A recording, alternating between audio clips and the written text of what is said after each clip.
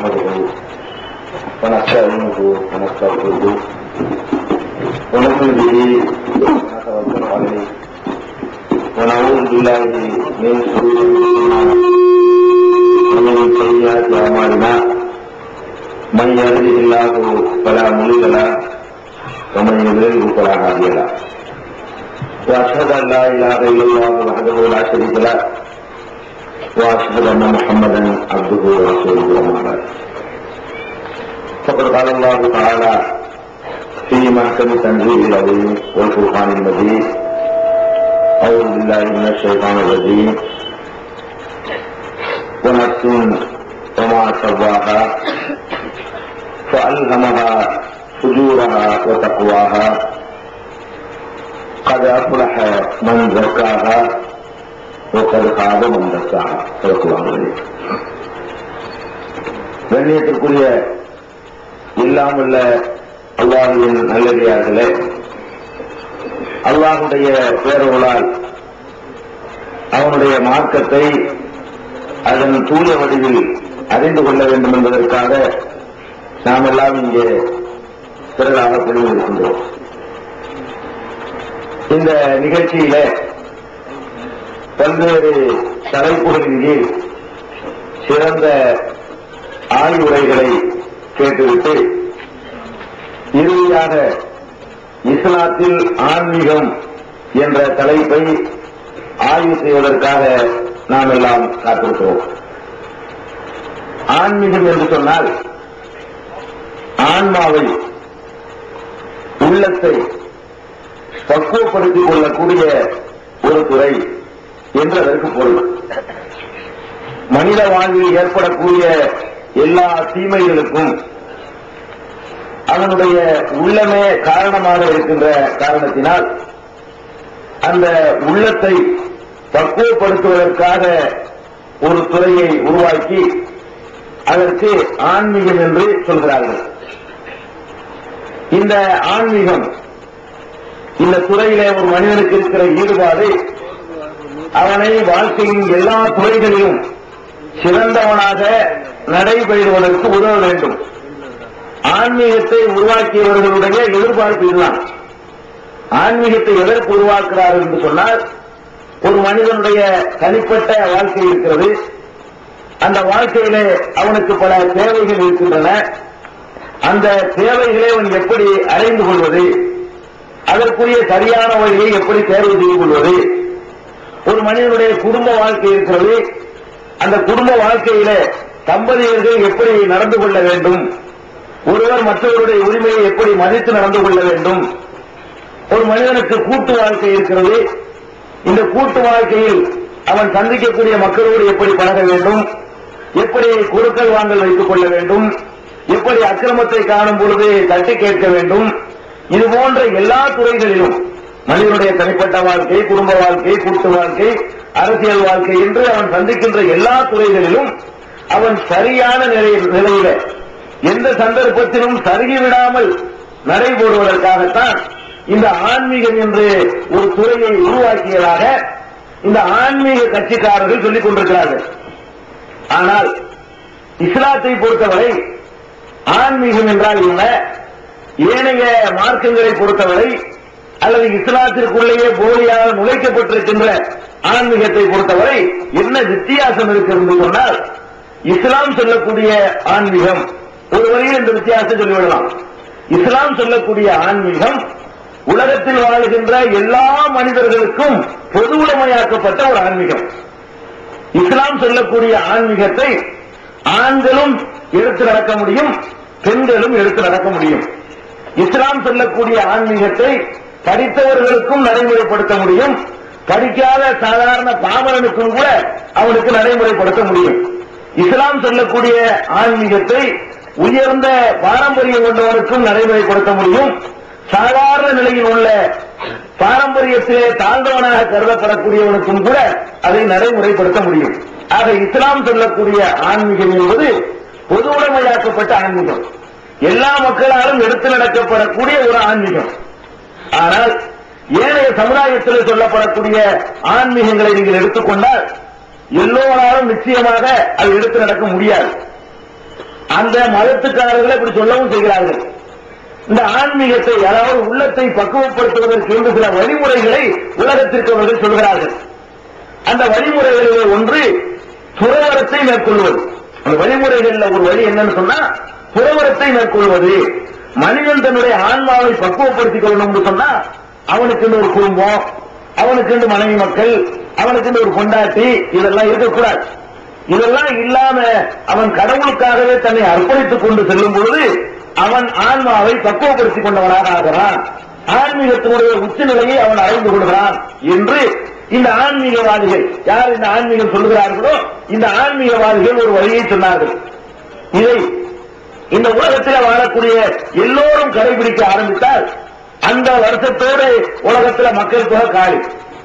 எல்லாரும் இந்த நான் அந்த உச்சநிலை அடைய போறேன், நான் ஆன்மீகத்தில் உயர்வான அந்தஸ்து அடைந்து என்னை பக்குவப்படுத்திக் கொள்ள போறேன் அப்படின்னு சொல்லி இங்க இருக்கிற நம்ம எல்லாரும் இந்த உலகத்தில் உள்ள 450 கோடி மக்கள் முடிவு செஞ்சுட்டாங்கன்னா 450 பேருக்கு அப்புறம் ஒரு நகர் உருவாக முடியாது. ஏன்னா எல்லாம் குடும்பத்தை திறந்துட்டோம், எல்லாருமே மனைவி மக்கள் வேணாம்னு சொல்லிட்டோம், யாருக்கும் புருஷன் தேவையில்லை, யாருக்கும் புள்ள தேவையில்லை.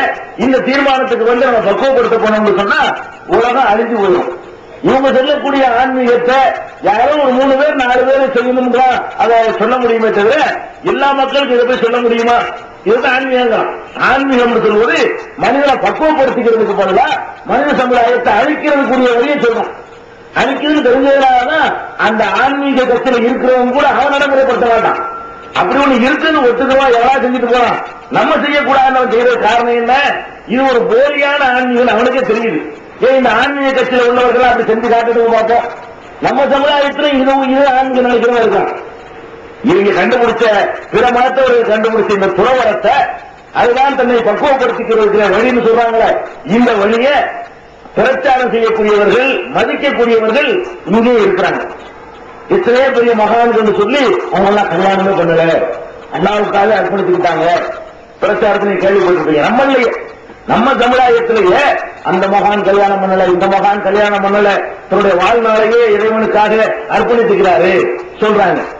அதே மாதிரி இந்த கல்யாணம் பண்ணவரை கண்டித்து பேசக்கூடிய குணமுடி மஸ்தான் மாதிரியான ஆட்களை எல்லாம் ஆன்மீகத்திலே பெரிய ஞானிகளாக இன்னைக்கு மதிக்கிறாங்க. அது என்ன விலங்கு ஆண்டாலும் என்ன பண்றாரு? பொம்பளை கல்யாணம் பண்ணிக்கிறாரு, வாழ்க்கை துணைக்கு பெண்ணு தேவையில்லை, கல்யாணம் பண்ணிக்கிட்டேன்னு சொன்னா உன் வாழ்க்கை வீணா போயிடும், இன்மை வாழ்க்கை வீணா போயிடும், மர்ம வாழ்க்கை வீணா போயிடும் சொல்லி இந்த மாதிரி எல்லாம் தன்னுடைய அந்த குணமுடி மஸ்தான் பாடலை நீங்க படிச்சா தெரியும். ஆடென்றும் ஆடென்றும் வீடென்றும் தேடென்றும் ஆண்டவனை மரப்பாக்குவாள். இந்த கல்யாணம் பண்ணு சொன்னா ஆடு வேணும், மாடு வேணும், வீடு வேணும், எல்லாம் தேடிக்கிட்டு வான்னு சொல்லி ஆண்டவனை மரப்பாக்குவாள்.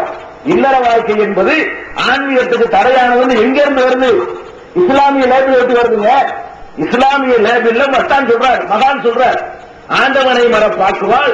அந்த நாரிகள் ஆசையோ கையையோ வையத்தில் பெண் கொண்ட பெயர்பட்ட பாட்டையும் கேட்டையும் பேசுவோமே நெஞ்சமே.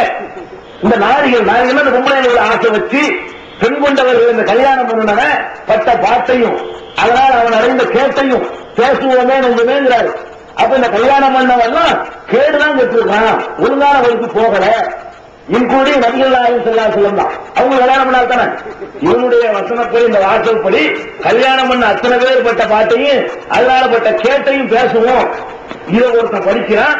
இது ஒரு ஆன்மீகம் சொல்லிட்டு நம்ம சமுதாயத்தில் உள்ள குரல்கள் படிச்சுக்கிட்டு இருக்கு. குணமணி மஸ்தானுடைய பாடல்கள் சொல்லி இது அங்கிருந்து இறக்குமதி செய்யப்பட்ட ஆன்மீகம். ஆன்மீகத்தில் இது எல்லாருக்கும் நடைமுறைப்படுத்த முடியல பாருங்க. யாராலையும் நடைமுறைப்படுத்த முடியாத ஒரு சிரமமான இயற்கைக்கு பொருந்தாத ஒரு வழியை கொண்டு வந்து உலகத்துக்கு சொல்லி இதனாலதான் மனிதன் தன்னை பக்குவப்படுத்திக்க முடியும். இப்படி சொல்லக்கூடிய கிறிஸ்தவத்தில் அது சொல்லக்கூடியவர்கள் இருக்கிறார்கள். கன்னியாசிகளாக கன்னியாஸ்திரிகளாக ஒரு கூட்டத்தை உருவாக்கி ஆன்மீகத்துக்கு அவங்க நேர்ந்து விடப்பட்டிருக்கிறார்கள். இந்து மதத்தில் இந்த மாதிரியான சாமியார்கள் சொல்லி அவர்கள் ஆன்மீகத்துக்கு சொல்லி ஒதுக்கி வைக்கப்பட்டிருக்கிறார்கள். இங்கேயும் குணமுடி மஸ்தான் மாதிரியான ஆட்கள் சில பேரை உருவாக்கி அவங்க ஆன்மீகத்துக்கு அர்ப்பணித்துக் கொண்டவர்களாக நம்மிடையே பிரச்சாரம் செய்யப்படுவோம். ஆன்மீகவாதியாக ஆவதற்கு, தன்னை பக்குவப்படுத்திக்கிறதுக்கு, கடவுளுக்காக தன்னை அர்ப்பணித்துக் கொள்வதற்குரிய வழி என்னன்னு சொன்னா கல்யாணம் பண்ணாது, குடும்ப வாழ்க்கையில ஈடுபடாது. இது இவ்வளவு முட்டாள் கணக்கு பண்றாங்களா இல்லையா? இது எல்லாரும் கடைபிடிச்சா என்ன ஆகுது? ஆதமலைக்கெல்லாம் கடைபிடிச்சிருந்தா அந்த நேரம் உலகம் காலி. ஆதமலைக்கெல்லாம் கடைபிடிச்சிருந்தாங்கன்னா அந்த 2 பேர் தான் உலகத்தில் இருந்திருப்பாங்க டோட்டலாக. அதுக்கப்புறம் மனித சஞ்சாரமே இருக்காது. அப்ப இதெல்லாம் ஒரு முட்டாள்தனமான அறிவுக்கு ஏற்றுக்கிறாத ஒரு சமாச்சாரம். இன்னைக்கு நம்ம பார்க்கிறோம், இந்த மாதிரி மற்றவனை விட்டு தள்ளுங்க, இந்த மாதிரி ஆன்மீகத்தில் போயிட்டாங்கல்ல, குடும்ப வாழ்க்கையை ஒதுக்குனாத்தான் அவன் உள்ளத்தை பக்குவப்படுத்திடுவேன் அப்படின்னு போன எத்தனையோ பிரேமானந்தாக்களை நீங்க பாக்குறீங்க. அவன் என்ன பண்ணா, முறையான இந்த ஹலாலான குடும்ப வாழ்க்கை வேணாம்னு சொல்லிட்டு அவன் மாட்டுக்கு புகுந்து விளையாட ஆரம்பிக்கிறான். சாதாரண மக்களுக்கு இருக்கிற பெண் தேவையை விட அவனுக்கு கூடுதலான தேவை இருந்திருக்கு. எத்தனையோ ஃபாதர்ஸ் அது மாதிரி எல்லாம் முறை நீங்க பாக்குறீங்க. இந்த மாதிரியான வேஷம் போட்டிருக்கிற எத்தனையோ சேகுமார்கள் இங்கேயும் அது மாதிரி போன காட்சிகளை எல்லாம் மந்திரிக்க போறோம், தண்ணி ஓடி கொடுக்குறேன்னு சொல்ற கூத்துலாம் நீ கேள்விப்பட்டு தான் இருக்கீங்க. இந்த மாதிரி எல்லாம் நடைமுறைப்படுத்த முடியாத, சாத்தியம் இல்லாத, அல்லாத இயற்கையில எதை படைச்சு வச்சுக்கிறானோ, எதை வெல்ல முடியாதோ அதை போய் வெல்லு அப்படின்னு சொல்லி பொருந்தாத காரணங்களை சொல்றாங்களே. இந்த ஆன்மீகத்தை இஸ்லாம் சொல்லவே இல்லை. இதை இஸ்லாம் மறுக்குது. இஸ்லாம் என்ன சொல்லுது, இந்த குடும்ப வாழ்க்கை என்பது மனிதனுக்கு அத்தியாவசியமான ஒண்ணு. அது இல்லை என்று சொன்னா அவன் வாழ்க்கை தடம் புரண்டு போயிடும், ஒழுங்கா நடக்கும். எது ஆன்மீகத்துக்கு தடைங்கிறானோ அது ஆன்மீகத்தை அடைவதற்கு வழி இஸ்லாம் சொல்லுது. எவ்வளவு ஒரு நேர் மாற்றமான வாழ்க்கைன்னு பாருங்க. இவங்க சொல்லக்கூடிய ஆன்மீகம் எல்லாம் மனிதனுக்கு நடைமுறைப்படுத்த முடியல. கடவுளை அடைவதற்கு அதான் வழி அவன் சொல்றான். இஸ்லாம் சொல்லுது அதான்டா தடை. இந்த கல்யாணம் பண்ணாம நீ தனியா இருப்பேன்னு சொல்லிய அதுதான் ஆன்மீகத்தில் உள்ள தடை. உன்னால பக்குவப்பட முடியாது. அந்த உணர்வுக்கு ஒரு வடிகால உண்டாக்கி கொடுத்தாக்கா அதுக்கப்புறம் அந்த மனிதன் சரியான முறையில் தன்னுடைய வாழ்க்கை அமைச்சுக்குவாங்கிறதுனாலதான் எல்லா நபிமார்களும் கல்யாணம் பண்ணாங்க. ஆன்மீகத்தில் உயர்ந்த நிலை அடைஞ்சவங்க யாரு? நபிமார்கள் இருக்காங்க. நபிமார்கள் அடைந்த நிலைக்கு மேல ஒரு ஆன்மீக உலகத்தில் உண்டுமா? இல்ல. எந்த ஒரு நபியாவது கல்யாணம் பண்ணாம இந்த மாதிரி துறவரம் மேற்கொண்டான்னு சொல்ல முடியுமா? முடியாது. எல்லா நபிமார்களுக்கு ஒரு அருணாலகம் அவ்வாறு நல்லா சொல்லி காட்டுறான். அத்தனை நபிமார்களுக்கு நாம் மனைவியரை, ஜோடியரை, துணைவியரை ஏற்படுத்தி இருந்தோம். அப்ப இந்த மனைவியரை ஏற்படுத்தி அவர்களோட வாழ்க்கை நடத்தினவங்க தான் இஸ்லாமிய அடிப்படையில் பெரிய ஆன்மீகவாதிகள் சொல்லுவோம். ஆன்மாவை பக்குவப்படுத்திக் கொண்டவர்களையே உயர்ந்த நிலையில் இருப்பவர்கள் யார்? நபிமார்கள். அந்த நபிமார்கள் யார் கல்யாணம் பண்ணல? அது ஒரு சிறப்பாக சொல்லி காட்டணும். அவர்களுக்கு மனைவியரை ஏற்படுத்திருந்தோம், ஜோடி ஏற்படுத்தி இருந்தோம் அப்படின்னு சொல்லிட்டு ஏன் அவ்வாவை படைக்கக்கூடிய அந்த நேரத்தில் கூட என்ன சொன்னால இல்லையா இல்லையா? அப்ப இந்த கல்யாணம் பண்ணி பெண்ணை படைச்சு இருக்குன்னு சொன்னா இந்த ஆண்மகன் அவரிடத்துல போய் ஆத்ம சாந்தி அடையணும், அமைதி அடையணும், ஆன்மாவை பரிசுத்தப்படுத்திக்கணும். அப்படிங்கிறதுக்கு தான் இந்த வாழ்க்கை துணையை படைச்சதாகவே அல்லாஹ் சொல்லி காட்டுறான். அப்ப நான் எதுக்கு இதை சொல்ல வரேன்னு சொன்னா, இந்த ஆன்மீகம் சொல்லிக்கிட்டு நடைமுறைப்படுத்த முடியாத இஸ்லாமியர்களுக்கு மாற்றமான கொள்கைகளையும் கூட இங்க உள்ள சில வியாபாரிகள், ஆன்மீக வியாபாரிகள் இதை ஒரு சரக்கா வித்துக்கிட்டு இருக்கிறாங்க. இந்த மாதிரியான போலிகளை எல்லாம் மகான்கள் என்றும் பெரியார்கள் என்றும் சொல்லி நபிகள் நாயகத்தையும் ஏனைய நபிமார்களையும் இழிவுபடுத்திக்கிட்டு இருக்கிறாங்க. அது இஸ்லாமிய ஆன்மீகம் சொல்லிக்கிறாங்க. நீங்க புரிஞ்சுக்கணும். அதே மாதிரி இந்த ஆன்மீகவாதிகள் ஆன்மாவை பக்குவப்படுத்திக்கிறதுக்கு கண்டுபிடிச்ச இன்னொரு வழி என்னன்னு சொன்னா, கல்யாணத்தை மட்டும் திறந்துடக்கூடாது. டோட்டலாகவே ஊரு, உலகம், சுற்றம், நட்பு, வீடு, வாச எல்லாத்தையும் திறந்து போயிடணும். காரோ செடியோன்னு போய் தவங்க இருக்கணும். பொண்டாட்டியை திறந்துட்டு ஊருக்குள்ள கூட இருக்கக்கூடாதான். பொண்டாட்டியும் திறந்து ஒண்ணு அங்க தம்பி, மாமா, மச்சாங்க எல்லாம் பார்த்தா நமக்கு அது ஒரு ஆசை வரும். அந்த உலகத்துல வாழணும் ஒரு நாட்டம் வரும். அதுக்காக வேண்டிய தப்பு தண்டா செய்ய வேண்டியது வரும். அதுக்காக நீ என்ன செய்யணும்? உன் உள்ளத்தை நீ பக்குவப்படுத்திக்கிறதா இருந்தா காரோ செடியோன்னு எங்கேயாவது போய் தனியா உட்கார்ந்துகிட்டு அல்லா அல்லா அல்லான்னு சொல்லி, கடவுளே கடவுளே கடவுளேன்னு சொல்லி, சிவனே சிவனே சிவனேன்னு சொல்லி, கர்த்தரே கர்த்தரேன்னு சொல்லி, எப்படியாவது தனியா இருந்து கொண்டு நீ ஜெபித்துக் கொண்டே துதி செய்து கொண்டே அப்போ உள்ள பக்குவப்பட்டு போயிடும். நீ ஒரு உயர்ந்த நிலைக்கு உனக்கு ஆசாபாசம் இருக்காது, இந்த உலக பொருள் மீது பேராசை இருக்காது. இப்படி எல்லாம் சொல்லி இது ஆன்மீகத்தினுடைய வழி அப்படின்னு சொல்லக்கூடியவர்களையும் நம்ம பார்க்கிறோம். எங்க சொல்றாங்க? இந்து மதத்துல சொல்றாங்க, கிறிஸ்துவ மார்க்கத்தில் சொல்றாங்க. நம்மள உள்ள இந்த போலி ஆன்மீகவாதி இருக்கான அவன் அப்படியே காப்பி வச்சு அதை சொல்றான். இந்த ரஜாலின்னு ஒரு ஆள் பெரிய ஆன்மீக தந்தை இந்த ஆளுக்கு மதிச்சுக்கிட்டு இருக்கிற ஒரு ஆள். ஆத்தைத்தை யாரப்பனா நவீன இலாகமா